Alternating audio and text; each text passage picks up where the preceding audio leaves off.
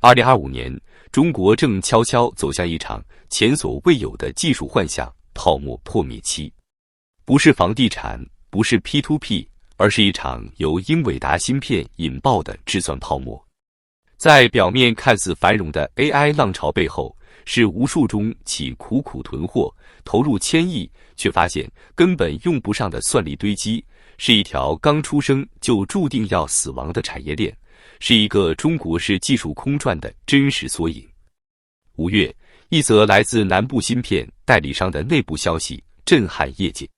服务器价格前段时间已经涨了 15% 至 20%， 现在随着关税暂停，计划恢复原价销售。这句话透露出3个关键信号：市场正在人为哄抬价格，并非真正短缺，而是人为制造稀缺。随着关税暂停这个90天窗口期的临近尾声，投机链条正在悄悄崩塌。更令人警觉的是，英伟达 Hooper 系列及 H200 和 Blackwell 系列及 B200 悄然出现在国内市场。H200 和 B200 的能力毋庸置疑，价格高达数百万，号称大模型预训练神器。但如今已经有中国厂商能做到每周供应100台 H200 服务器。问题是谁用得起？谁真正需要？谁能训练得动？一位18年行业资深人士透露，市场上 H200 最缺，但使用者很少，几乎都是大厂在抢。2023年10月17日，美国启动对英伟达芯片的逐步封锁，包括 A100、H100、H200 等关键芯片全面禁售中国。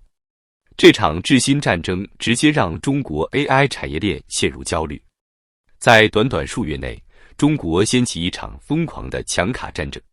A100 被炒至 12.8 万元人民币， H100 单卡报价高达25万。多地同时上马制算中心，2024年规划数量高达458个。这一切就像是3年前炒茅台的翻版，唯一不同的是，茅台至少还能喝，但这次的制算卡根本没几家真正能用得起来。根据行业数据，2025年第一季度，中国大陆165个制算中心项目中，58%还在筹建或审批阶段，33%处于在建状态，真正投产的只有16个，占比不到10%。一句话总结，中国在制算产业上的投入，90%都是在纸面上画饼。既然英伟达禁售，为何国内还能出现 H200、B200？ 答案很简单，也很无奈，中国经销商用尽一切手段搞来了货，利用第三方嵌入模组绕过管制，将服务器嵌入伪装产品，曲线入市。合同中不写卡型号，只写算力单位 P， 掩盖来源。这不是产业发展，这是制度漏洞下的灰色套利。更诡异的是，很多供应商根本不靠终端客户消化算力，而是靠自买自销。他们通过投资 AI 公司，让这些公司用自家服务器实现循环消化。简单说，中国算力产业一半在演戏，一半在自娱自乐。制算泡沫真正破裂的导火索叫 DeepSeek。2024年底， DeepSeek 等国产大模型以极低的训练成本横空出世，让整个行业开始怀疑，我们还需要那么多 H100、H200 吗？答案是不需要。大模型百模大战突然哑火，资本退出潮悄然展开，退租、关厂、裁员成为日常操作。2025年第一季度，飞利信、联华控股、锦基股份等多家公司接连终止算力租赁合同，总金额超10亿元。最可悲的是，这些合同根本不是算力公司与百度、阿里这样的终端巨头签的，而是互相炒作、互相租赁、互相吹泡泡。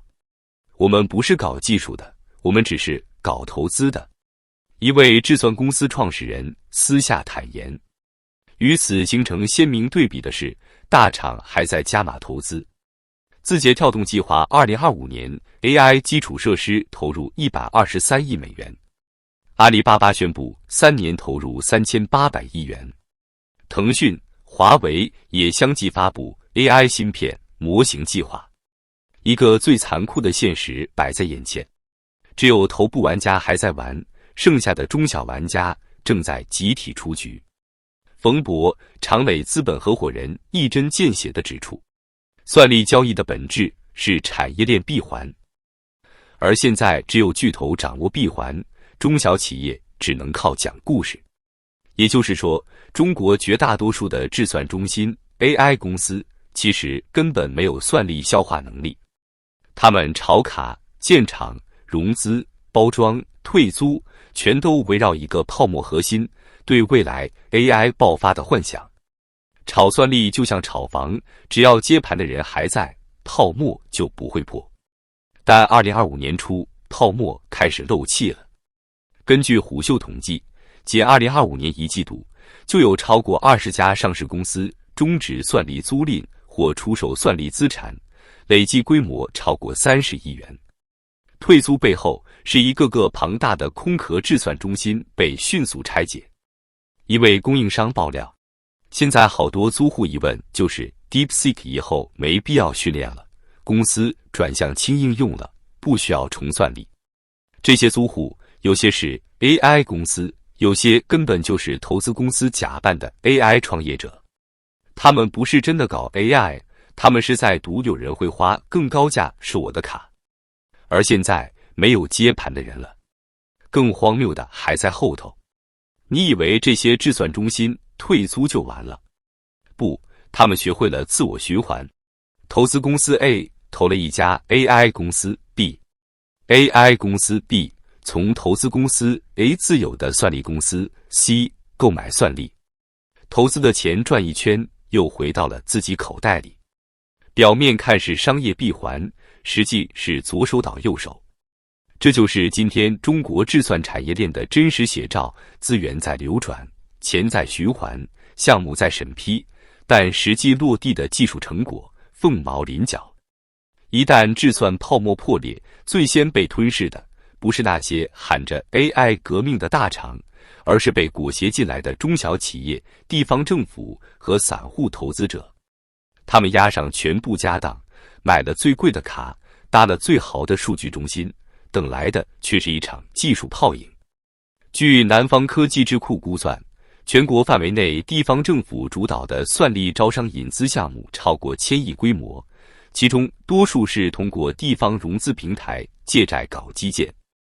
也就是说，这些泡沫不只关乎芯片价格和服务器库存，更牵涉到地方财政、银行债务和就业岗位。泡沫一破，最先破产的是老百姓交的税和存的钱。2013年到2017年，中国房地产泡沫巅峰时期，全国建起了无数鬼城，白天没人，晚上也没人。而2025年之后，这些鬼城的接班人是智算中心。据中国数据中心产业地图统计，截至2025年4月，全国已投建的智算中心超过320座，但其中有接近60%利用率不足30%，更有超过80座完全处于空载或低负荷运行状态。它们就像一座座冷清的庞然大物，日夜运转着价值千万的风冷系统，却没有一张任务单要跑。一个运营商员工说得很直接，我们这套 H100节点部署完，至今只被调用过一次，剩下的都是跑系统测试，电费都快交不起。电费才是压垮这些智算中心的最后稻草。以一个200批算力的数据中心为例，全年电费支出高达 1.5 亿元。没有客户，没有租户，就等于每年白烧 1.5 亿，这还是在电价已经补贴的情况下。最讽刺的是，就在一边退租潮爆发，泡沫裂缝扩大时，另一边地方政府的 AI 招商大跃进还在继续。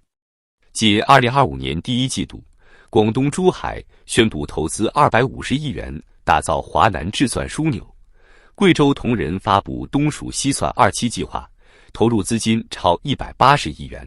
安徽蚌埠声称将打造中国中部最大制算股。为什么在泡沫即将破裂时，地方还在加码？答案很现实，为了政绩。2023年起，制算投资成为地方政府招商的新热点。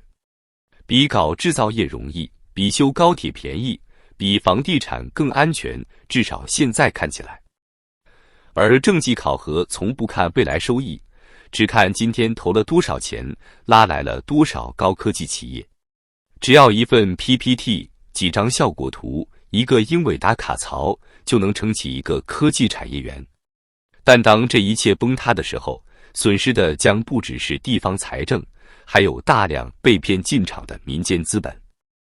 2015年 ，P2P 金融风口到来，数千家网贷平台在监管放任下迅速膨胀，最终在2020年前后全面暴雷，数百万家停血本无归。今天的制算产业正走在相同的轨迹，风口突然降临，投资者盲目进入，政府默许甚至鼓励，平台争抢补贴，高价抢卡，然后就是全面泡沫破裂，烂尾潮袭来。不同的是，这次炒的不是金融产品，而是技术幻想。当英伟达发布下一代 Blackwell 架构芯片 B200 后，市面上 H100、A100 瞬间贬值，卡还没到，价格已先跌。部分囤卡大户甚至开始割肉抛售，有 H100 报价从25万元跌到不到15万元。炒卡终究是炒不出未来的。很多人会问，中国能不能自己造出 H100、H200？ 能不能实现芯片自主可控？技术上答案是很难，现实中答案是我们现在连需求都没搞清楚。中科院院士倪光南曾表示，我们不能一味追求和国外同样的芯片，而应该构建适合中国场景的制算生态。这句话的潜台词就是，我们现在搞的很多制算建设，根本不适合中国现阶段的技术和算力需求。芯片造不出来没关系，方向错了才是根本问题。今天的炒算力跟10年前的全民挖矿一样，看起来是技术未来，其实是赌博本质。而且这一轮还是政府和资本联手把全民带进深渊。你以为英伟达芯片寄售中国是在卡脖子？错了，它是在制造一个全球最赚钱的假想敌市场。数据显示，英伟达2024财年 Q4 收入221亿美元，同比暴增265%，来自中国市场的营收占比高达15%，即便在禁令后仍源源不断。黑市价格和渠道利润直接推高了其股价，市值突破2.6万亿美元，逼近苹果。在华尔街眼里，中国不是英伟达的受害者，而是它最大的利润池。英伟达不需要你的技术突破，它只需要你持续焦虑，不断抢购，不断制造需求。当中国成为全球最大的 AI 基建市场之一，但无法生产任何一款高端 GPU 的时候，这场游戏的赢家已经注定。泡沫破裂时，谁来负责？不是英伟达，不是美光，也不是 OpenAI， 是中国的地方政府债务，是国有银行的贷款，是无数中小 AI 创业者的血汗钱，是为了抓住 AI 时代而砸锅卖铁的普通家庭。一位退租 AI 公司的员工说，我们是被迫参与这场泡沫的。公司没盈利，投资人却逼着我们建制算中心，因为这是他们拿下一轮融资的敲门砖。而真正决定生死的不是技术，而是一个会议、一纸批文、一项补贴。当算力泡沫最终全面崩溃时，中国会不会迎来又一轮 P2P 式清算？技术不应该靠炒作成长，产业不应该靠幻觉繁荣。2024年的制算热潮暴露了一个更深层的问题，我们对未来科技的理解是靠热钱在推动，而不是靠需求在驱动。AI 并非万能，也不是基础设施，更不是靠无限堆 H100 就能改变世界的魔法。如果我们不愿直面问题，不愿承认国产芯片差距，不愿建立真实使用场景，不愿停止政策驱动式投资，不愿接受慢就是快的技术常识，那么未来5年，我们将见证另一个房地产，另一个 P2P， 另一个共享单车，只是这次换了张人工智能的面孔。